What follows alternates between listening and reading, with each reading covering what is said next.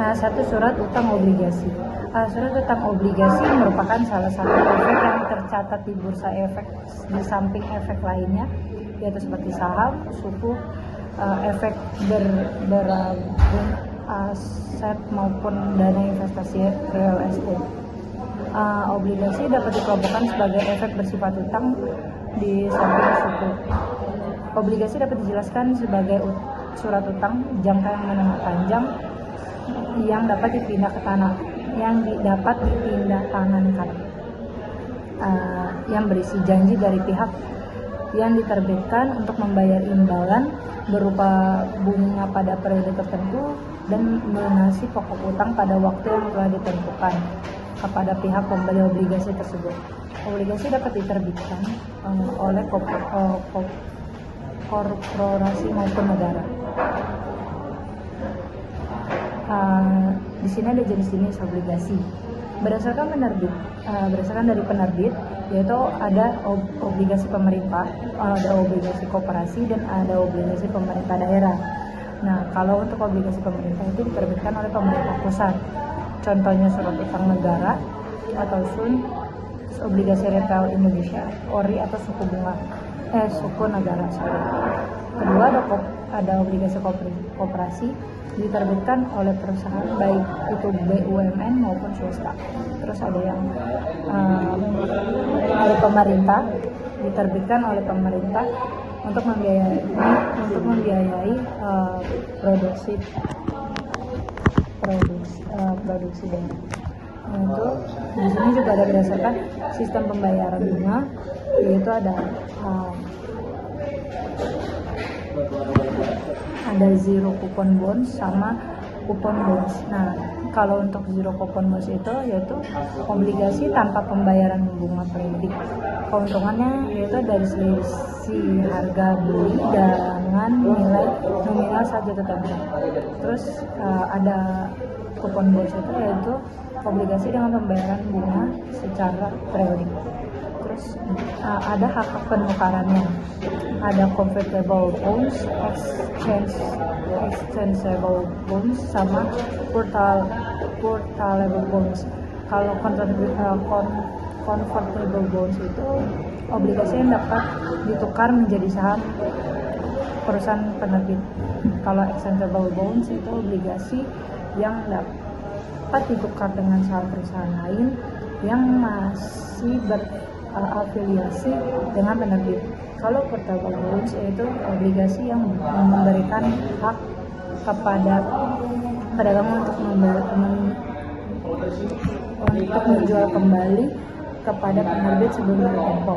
Ada berdasarkan dari perhitungan hasil. Kalau berdasarkan perhitungan hasil itu ada obligasi konvensional menggunakan sistem bunga dan obligasi syariah suku, itu menggunakan sistem bagi hasil sesuai prinsip syariah.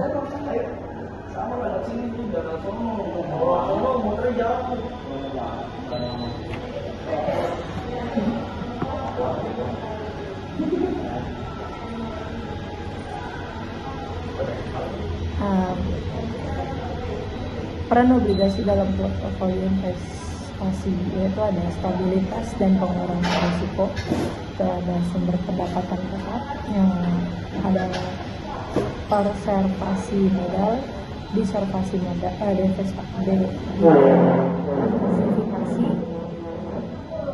terus perlindungan terhadap deflasi, manajemen likuidasi, alat untuk menentukan likuidasi, peluang untuk keuntungan modal, dan terakhir terhadap risiko pasar saham. Keuntungan membeli efek bersifat utang. Yang pertama adalah mendapatkan kupon atau fee nasabah secara periodik dari efek bersifat utang yang dibeli. Pada umumnya, tingkat kupon atau fee nasabah berada di atas bunga Bank Indonesia atau BI Rate. Yang ketiga, memiliki risiko yang relatif lebih rendah dibandingkan instrumen lain seperti saham, di mana pergerakan harga saham lebih berfluktuatif dibandingkan harga efek bersifat utang. Pada efek bersifat utang yang diterbitkan oleh pemerintah dapat dikatakan sebagai instrumen yang bebas risiko. Kemudian yang terakhir adalah banyak pilihan seri efek bersifat utang yang dapat dipilih oleh investor di pasar sekunder. Kemudian materi selanjutnya adalah saham. Saham adalah salah satu bentuk instrumen pasar uang yang paling populer saat ini. Saham yang juga disebut efek auto stock menjadi surat berharga yang menyatakan bukti kepemilikan sebuah perusahaan atau badan usaha. Saham juga dapat diartikan sebagai tanda penyertaan modal seseorang atau badan usaha sebagai pihak tertentu dalam perusahaan atau personal terbatas dengan menyertakan modal, maka pihak tersebut memiliki klaim atas mendapatkan aset perusahaan dan berhak hadir dalam rapat umum pemegang saham.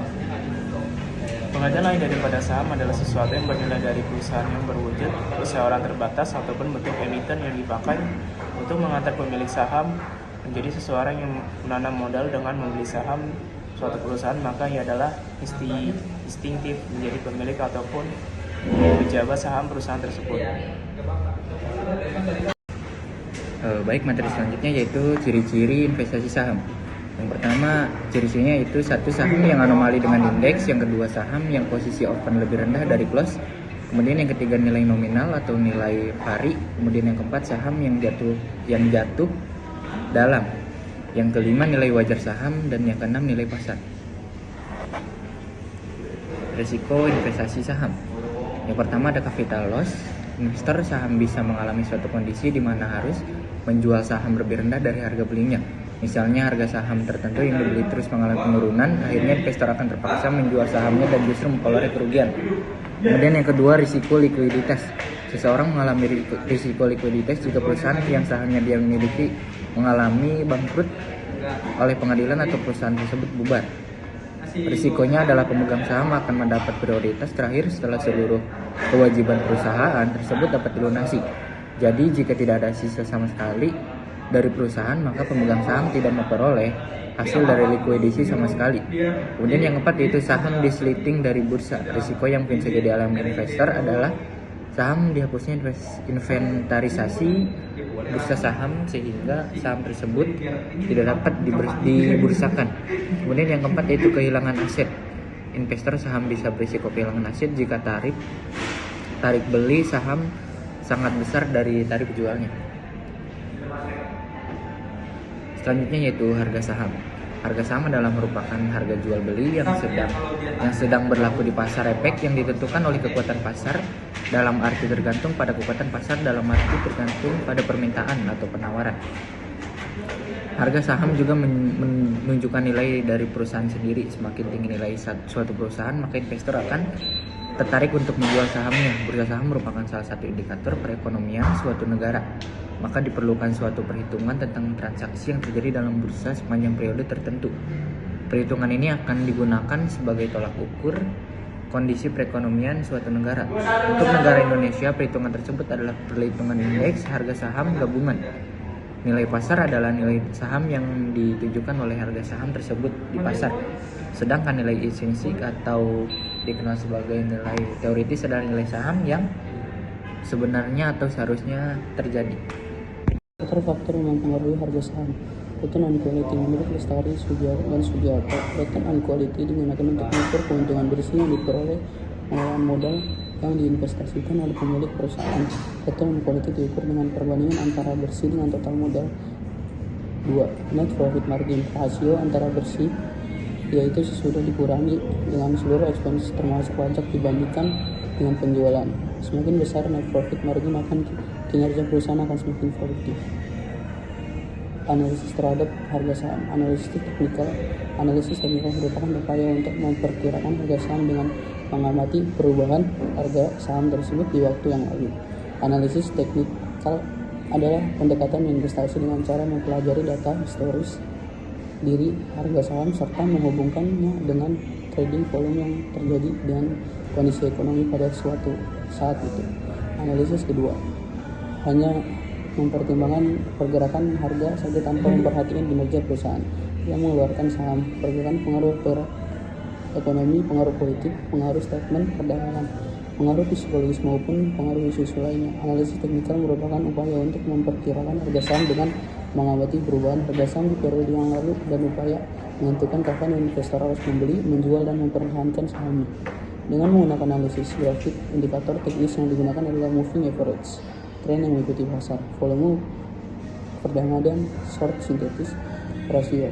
Sedangkan analisis grafik diharapkan dapat mengidentifikasi berbagai pola seperti key ratio, head grafik diharapkan dapat head and shoulders dan sebagainya. Analisis itu menggunakan data pasar dari saham seperti harga, volume transaksi, penjualan saham untuk menentukan nilai saham. Kedua, analisis fundamental.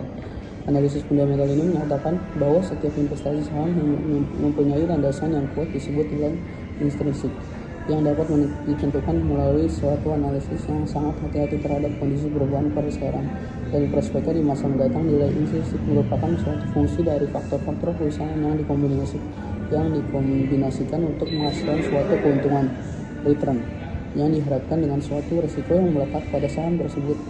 Inilah nilai yang diestimasi para pemodalan atau analisis dari hasil estimasi ini dibandingkan dengan nilai pasar sekarang, current market price, sehingga dapat diketahui saham-saham yang overpriced maupun underpriced.